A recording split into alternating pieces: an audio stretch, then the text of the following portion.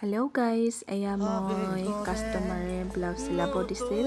এয়া মই কাটি ল'লোঁ। প্ৰিন্সেছ কাটৰ ব্লাউজ হয়। এয়া মই চিলাই আছোঁ আৰু পাইপিং লগাই আছোঁ। ব্লাউজত পাইপিং লগালে ধুনীয়া দেখি আৰু এয়া মই মিলাই চাইছিলোঁ হয়নে নহয়।